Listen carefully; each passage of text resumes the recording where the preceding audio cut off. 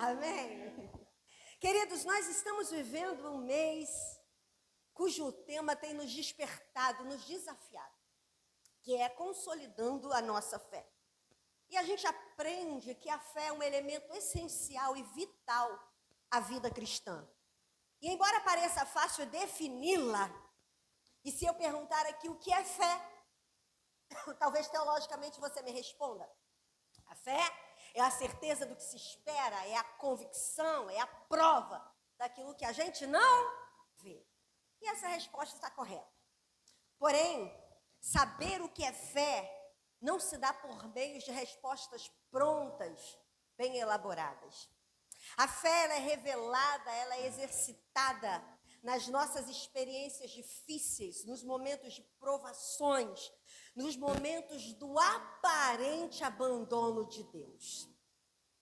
Definir fé não é fácil, assim como viver pela fé é igualmente difícil. E eu queria ler com vocês um texto da palavra de Deus que vai expressar muito bem essa realidade, do como é difícil vivermos pela fé. E como a nossa fé é testada, ela é testada exatamente nesses momentos de experiências difíceis e no aparente abandono de Deus. Eu vou ler aqui a versão NTLH e eu quero dar como referência o livro de Jó, capítulo 23, nós vamos ler do verso 8 ao verso 9. Amém? Diz assim o texto. Jó 23, verso 8. Eu procuro no leste, mas Deus não está ali. E não o encontro no oeste. Também não o vejo quando age no norte ou se esconde no sul. Mas Deus conhece cada um dos meus passos. Se Ele me puser à prova, verá que sairei puro como o ouro. O tema desse sermão é o que fazer quando Deus fica em silêncio. É uma pergunta difícil de ser respondida, mas antes de respondê-la, nós precisamos avaliar duas outras. As duas perguntas que precisam ser avaliadas é: o silêncio de Deus é silêncio mesmo? Ou será que somos nós que não o estamos escutando? Essa é a primeira pergunta. Por quê? Porque essa distinção precisa ser, de fato, feita para que nós possamos saber o que fazer quando ele fica em silêncio. Será que ele está em silêncio ou somos nós que não estamos escutando? Porque muitas vezes Deus está falando, porém somos nós que não estamos decodificando. Somos nós que não estamos entendendo o que está sendo dito. Porque por vezes nós queremos padronizar a forma de Deus falar. Por vezes queremos que Deus fale conosco através do vozeirão, através da voz do trovão, da voz de muitas águas. E Deus pode falar dessa maneira, pode. Mas e quando Deus fala através de uma criança? Quando Deus fala através dos nossos filhos, será que nós conseguimos decodificá-lo? Será que nós conseguimos entender? Ou a gente pensa, quem é ele para falar assim comigo? Que experiência essa criança tem? Que experiência essa menina tem? Que experiência esse menino tem para falar comigo? E quando Deus fala conosco através do nosso cônjuge? Para as mulheres, quando Deus fala com você através do seu marido, que às vezes nem professou fé nele ainda. Para os homens, quando Deus fala com você através da sua mulher, será que o orgulho deixa você entender que é Deus? Ou você pensa, Deus não está falando nisso mesmo? Percebe? Porque às vezes nós queremos padronizar. E quando Deus fala conosco de forma diferente, a gente tem dificuldade de compreendê-lo. E aí é mais fácil a gente dizer, Deus está em completo silêncio. Outra situação que pode impedir que ouçamos a voz de Deus é dar ouvidos a outras vozes. Sabe, Deus fala, porém, se nós estivermos dividindo a nossa atenção com outras vozes, quer sejam elas humanas ou espirituais ou demoníacas, nós não vamos conseguir identificar Deus. Porque Deus exige exclusividade. Sabe, Deus não vai disputar com outras vozes, Deus não vai ficar gritando para que você o ouça.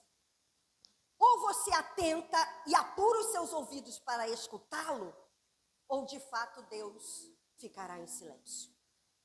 Segunda pergunta: Deus fica em silêncio? Você pode me responder essa pergunta? Deus fica em silêncio? O que vocês acham? Sim ou não? Sim. Deus fica em silêncio. E a referência que lemos vai retratar essa realidade. Jó vai descrever como Deus parecia distante, como Deus parecia inacessível, como Deus estava em completo silêncio.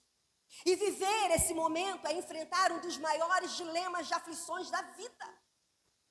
Quando Deus se silencia, quando Deus parece distante, quando Ele parece inacessível, é o momento mais difícil para qualquer homem ou mulher. E a pergunta é: o que fazer quando Deus está em completo silêncio? As situações que mais põem nossa fé à prova são aquelas em que a vida nos desaponta e não conseguimos encontrar Deus. É aquele momento em que uma mãe sepulta um filho. Esse é um momento do qual a gente percebe ou pensa no íntimo que Deus nos abandonou, que o céu está em silêncio. Um momento em que a nossa fé é posta à prova é quando uma aliança é quebrada. Sabe, é quando um diagnóstico nos é liberado ou quando uma enfermidade consome o nosso corpo. Esses são os momentos em que a nossa fé é posta à prova. Porque são os desapontamentos da vida. E que nesses momentos, às vezes, a gente tem dificuldade de enxergar Deus. A Bíblia, ela vai nos dar inúmeros relatos de pessoas que viveram essa experiência. E um exemplo clássico dessa realidade foi Jó, a experiência de Jó. Jó sofreu 5 grandes golpes, ou 5 golpes terríveis na sua vida, simultaneamente. Jó perdeu seus filhos em uma única tragédia, em um único dia. Jó sofreu um golpe na finança. Era um homem rico e próspero, de um dia para o outro Jó ficou extremamente pobre. Jó perdeu sua saúde. Jó sofreu um golpe no casamento. Jó foi acusado pelos seus amigos. Sabe, e no auge da dor, Deus ficou em completo silêncio. Quando lemos o livro de Jó ele vai fazer cerca de 34 queixas contra Deus e 16 perguntas. Um somatório de 50 ao todo. E nenhuma das 50 perguntas de Jó foram respondidas por Deus, porque o céu ficou em completo silêncio. E quando Deus rompeu com o silêncio para responder Jó, Deus não respondeu como Jó esperava, Deus respondeu fazendo outras perguntas. Deus fez cerca de 70 perguntas retóricas para Jó. Perguntas que Jó não pôde responder. Mas sabe, Deus estava fazendo Jó entender que ele, Deus, estava acima das situações que Jó estava vivendo. Quando Deus irrompe com o silêncio, fazendo questionamentos para Jó, dos quais ele não tinha resposta, Deus estava mostrando para Jó que ele era maior do que os dilemas e dores que Jó estava vivendo. Quando Deus pergunta para Jó, perguntas que Jó não podia responder, Deus estava dizendo para Jó: Jó, eu estou trabalhando a seu favor e não contra você. Sabe, irmãos, nem sempre a resposta de Deus será o que a gente deseja ouvir, mas é o que nós precisamos entender. Esse é um grande X da questão. Jó percebeu, depois dessas perguntas de Deus, Jó percebeu a grandeza de Deus. No silêncio total e absoluto de Deus, na inacessibilidade de Deus, Jó percebeu o quão ele era limitado. Jó percebeu, ele como homem era limitado. Jó percebeu a imensidão dos seus pecados. Jó percebeu que Deus estava trabalhando a favor dele. E acima de tudo, Deus estava trabalhando em Jó. Sabe, quando o céu se silencia, quando Deus aparentemente se distancia de nós, Ele está trabalhando em nosso favor e em nós. Deus irá testar-nos com períodos de total silêncio. Deus vai nos testar com momentos em que se tem o sentimento em que fomos abandonados ou esquecidos por Deus. Porque eu disse aqui, sentimentos, porque não é uma realidade. Existem momentos que a gente tem o sentimento que fomos abandonados por Deus, mas essa não é uma realidade. E quem sabe você esteja vivendo esse deserto. Quem sabe você esteja vivendo essa completa ausência de Deus. Quem sabe você já não consegue mais viver uma proximidade, uma intensidade da presença de Deus. Quem sabe você esteja vivendo um momento de dor, de angústia, você procura Deus e parece que as portas estão fechadas. Sabe, esse momento pode ser chamado de deserto espiritual, pode ser chamado de completa ausência, pode ser chamado de inverno do coração. E esses momentos são os momentos que a nossa fé de fato são ou é testada. Nesses momentos é comum pensarmos que Deus está zangado conosco. A gente pensa, Deus está me punindo. Sabe, foi algo que eu fiz, que fez com que os céus se afastassem, ou Deus se silenciasse. Bem, é bem verdade que o pecado ele pode se constituir em inimizade entre nós e Deus. Isaías, no capítulo 59, verso 1, ele vai dizer: porque Deus não está com seus ouvidos tampados ou tapados para que não nos ouça. Ele não está com a sua mão encolhida para que não nos salve, mas são as nossas iniquidades que nos afastam de Deus, impedindo que Ele nos ouça. Sabe, existem situações que o pecado de fato cria essa barreira, cria esse distanciamento. Mas há momentos que esse afastamento de Deus não tem nada a ver ou não tem relação com o pecado. É simplesmente um teste de fé. É um teste de fé que precisamos enfrentar. Rick Warren, ele faz a seguinte citação de Philip Yancey: todo relacionamento passa por períodos de proximidade e distanciamento. E no relacionamento com Deus não é diferente. Por mais íntimo que você seja de Deus, uma hora o pêndulo vai oscilar de um lado para o outro. Vai ter momentos que o pêndulo vai te levar para perto de Deus. Nesses momentos você usufrui da presença, você ouve a sua voz, você sente o seu calor, você é mimado por Ele. Mas mesmo você sendo íntimo de Deus, vai ter momentos que o pêndulo vai oscilar para o distanciamento. E nesses momentos é que a nossa fé é testada. Sabe, e quando a gente vive esses tempos de desertos, nós precisamos aprender a confiar nas promessas de Deus e não nas nossas emoções. Porque as nossas emoções podem nos fazer pensar que Deus de fato nos abandonou. Sabe, vivemos dias em que os cristãos, de uma forma muito geral, cometem um grande erro. Estão buscando experiências com Deus ao invés de buscar a Deus. Esse é um grande equívoco de todos nós. Sabe o que é buscar experiências? Sabe, é aquela sensação de arrepio. Não, eu tenho que orar e eu tenho que chorar. Sabe, eu tenho que orar e eu tenho que sentir o céu aberto. Eu tenho que ler a palavra e as letras têm que saltar do papel para mim. A gente vive em busca de experiências. Sabe, a gente vive em busca dessas sensações ou dessas experiências sensoriais. Não, eu preciso sentir Deus hoje no meu TSD. Porque se eu não sinto Deus, não faz sentido eu fazer TSD. Não, eu só vou para a igreja se eu tiver vontade. Irmãos, é um grande erro buscarmos experiências com Deus. Porque o que Deus espera é que a gente busque a Ele. Sabe, buscamos sensações. E aí a gente acha que não concluímos bem a nossa procura, porque não sentimos os arrepios. Na realidade, há momentos que propositadamente Deus se afasta de nós para que as nossas sensações sejam frustradas. Sabe, geralmente quando uma pessoa aceita Cristo, ele é neófito, ele é novo na fé. É comum ele fazer orações, às vezes superficiais, rasas, e Deus responder.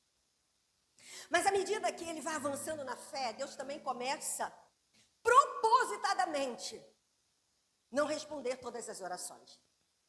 Propositadamente, Deus começa a se afastar, para que aquelas emoções afloradas no primeiro amor, que acha que Deus é aquele paizão que dá tudo o que ele quer, independente da situação, começa a ser colocado nos seus devidos lugares. Sabe, Deus quer que você sinta a presença dele, eu não estou aqui negando essa realidade. Mas Deus está muito mais interessado em que você confie nele, mesmo quando você não consiga vê-lo.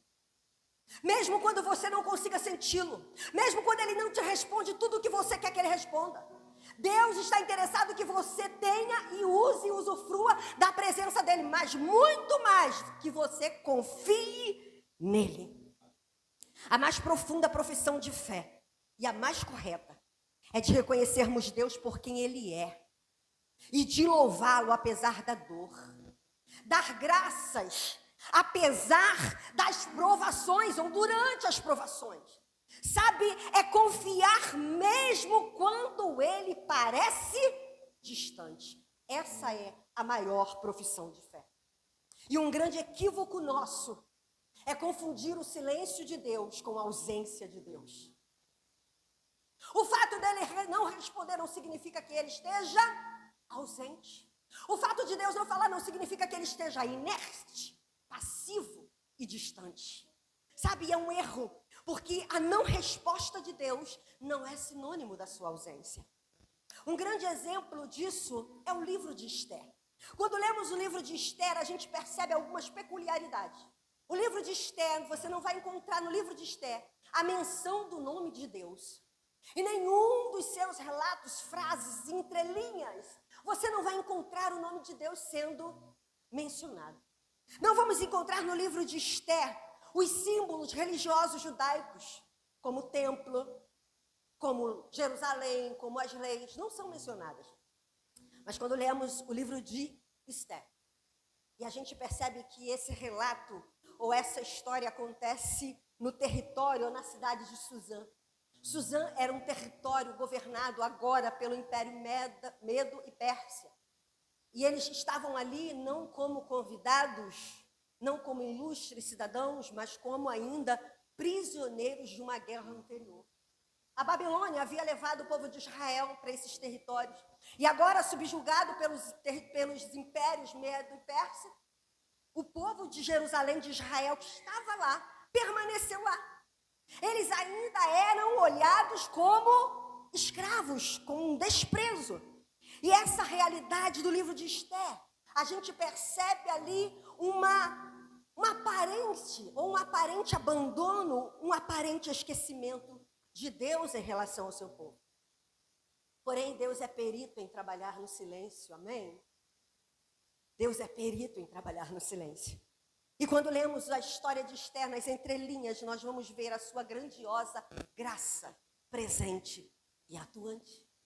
Mesmo o nome de Deus não sendo mencionado, mesmo os símbolos religiosos judaicos não sendo mencionados, Deus estava com o povo de Israel na cidade de Suzã. Deus estava com o povo de Israel na Babilônia. Ezequiel, ele vê o trono de Deus se deslocando do norte e pairando sobre a Babilônia. No momento de desespero, de dor, de aflição, Deus nunca estará distante de nós.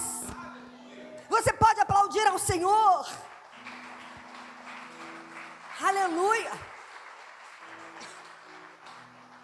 Raymond Edman declara a seguinte verdade: nunca duvide na escuridão do que Deus lhe disse na luz.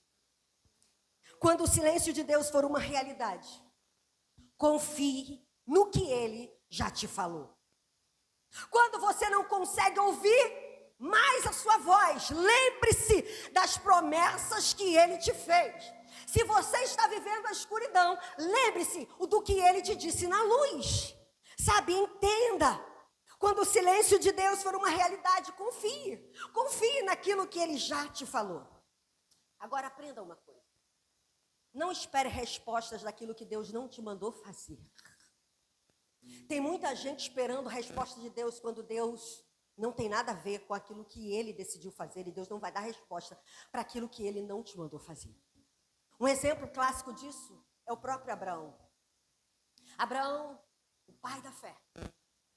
Ele recebe uma promessa de que ele seria pai de uma grande nação. Ele recebe essa promessa aos 75 anos de idade. 25 anos se passaram e Deus ficou em completo silêncio. Mas sabe qual foi um grande erro de Abraão? É que nesse interim de tempo, de 25 anos de silêncio, Abraão pensou em provocar uma resposta de Deus. Lembre-se do que Deus te disse na luz quando você estiver na escuridão.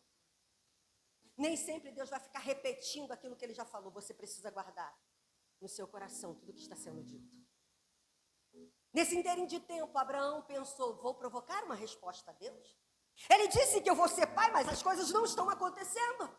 O silêncio dele me perturba. E a Bíblia diz que Abraão, ele gera Ismael. Ele dá uma resposta, ou ele tenta extrair uma resposta.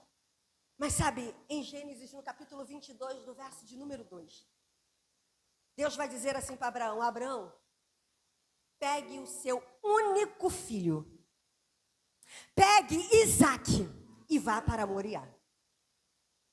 Percebe? Ismael já havia nascido. Mas Deus não reconhece Ismael, sabe por quê? Ismael não foi a resposta de Deus. A resposta de Deus foi Isaque. Não espere a resposta de Deus daquilo que Ele não te mandou fazer. Quando olhamos para essa história, a gente percebe essa realidade. Deus não tem compromisso em responder situações que Ele não criou para nós. Então, há momentos que o silêncio de Deus é uma realidade, não porque Ele queira ficar em silêncio, mas porque Ele não tem resposta para te dar. Não foi Ele que te deu aquela situação. Entenda isso. Então, o que fazer quando Deus fica em silêncio? Resposta. Continue confiando, descansando e continue adorando. Eu quero finalizar esse sermão nessa manhã, trazendo o exemplo da mulher cananeia. Essa história nos mostra que diante do silêncio ensurdecedor de Jesus, essa mulher continuou crendo. Em Mateus, coloca para mim, Mateus 15, verso 21. Do verso 21 ao 23, nós vamos encontrar o seguinte relato acerca dessa mulher. Jesus saiu dali e foi para a região que fica perto das cidades de Tiro e de Sidom. Certa mulher cananeia, que morava naquela terra, chegou perto dele e gritou, Senhor, filho de Davi, tenha pena de mim. A minha filha está horrivelmente dominada por um demônio. Verso 23. Mas Jesus não respondeu nada. Mas Jesus não respondeu nada. Sabe, a história relata que aquela mulher, mesmo diante do silêncio ensurdecedor de Jesus, ela continuou confiando. Ela continuou clamando. Ela continuou pedindo. Ela continuou batendo a porta. Ela conseguiu importunar os discípulos. Tamanha foi a insistência daquela mulher. Sabe o que é insistência? A insistência é um movimento da fé, irmãos. Quem não tem fé desiste, quem não tem fé abre mão, mas quem confia e tem fé nas promessas daquele que fez, continua mesmo diante do silêncio. Os discípulos se importunaram e disse, mestre, por favor, atenda essa mulher. Ela está nos importunando, sabe? E Jesus a ignora.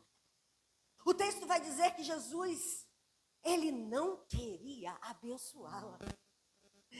Mas, quando aquela mulher percebe a aparência e indiferença de Jesus, ao invés dela murmurar, ao invés dela reclamar, ao invés dela desistir, o verso 25 diz que ela o adorou. Não é fácil adorá-lo quando aquilo que você pede não está acontecendo. Não é fácil adorá-lo quando a restauração do seu casamento, que você tanto ora, está caminhando para um divórcio.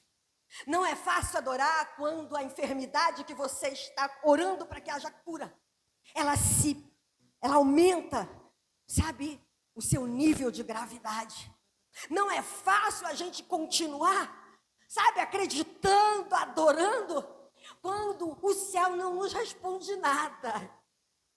Mas o texto vai dizer que aquela mulher, ela se inclina e ela adora, mesmo diante da indiferença, mesmo diante da possível ou do possível distanciamento de Jesus em relação ao seu pedido. E quando aquela mulher adora, no verso 28, Jesus olha para aquela mulher e diz: ó mulher, grande é a tua fé. Não foi uma adoração mecânica que ela prestou. Não foi uma adoração falseada, sabe? Não foi um levantar das mãos meramente, sabe, mecânico, não. Ela adorou ele com fé. Sabe o que é adorar com fé? Reconhecer, olha, a resposta pode vir ou não, mas eu sei quem tu és. E para mim, sabendo quem o Senhor é, vale a pena continuar adorando.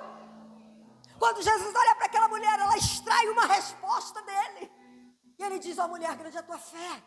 Vai e faça contigo aquilo que tu queres. E a Bíblia diz que a partir daquele momento, a filha daquela mulher ficou sã.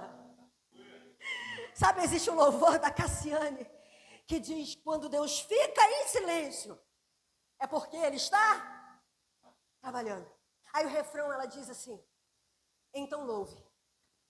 Louve. Simplesmente louve. Está sofrendo? Louve. Está chorando? Louve. Precisando? Louve. Não importa? Louve. Aí ela declara: porque Deus vai na frente abrindo caminhos, quebrando correntes, tirando espinho, ordena anjos para contigo lutar. Ele abre a porta para ninguém mais fechar. Quando você adora, os céus se movem. Aplauda o Senhor. Oh! Porque o silêncio de Deus não é passividade. O silêncio de Deus não é inércia. O silêncio de Deus não é indiferença. Quando você adora apesar do silêncio, você está dizendo: eu confio em ti. Eu não preciso das suas mãos. Eu só preciso dos seus pés. E quando eu inclino e adoro os seus pés, as suas mãos me alcançam. E aí Jó declara no verso 10 que lemos: meu Deus conhece cada um dos meus passos. Jó diz assim: olha, eu olho para frente, não vejo Deus. Eu olho para trás, também não encontro. Mas Ele sabe cada um dos meus passos. Jó estava declarando: eu não estou vendo nada, eu não estou escutando nada. Eu não sei onde Deus está, mas Deus sabe onde eu estou. Eu vou repetir. O que Jó estava dizendo é: eu não estou vendo nada, eu não estou escutando nada, eu não sei onde Deus está, mas Ele sabe onde eu estou. E se Ele está me vendo, eu vou continuar crendo que o milagre vai chegar e eu vou adorá-lo. Porque eu sei que se eu for para o fogo, sairei de lá refinado como ouro, porque Ele está me vendo.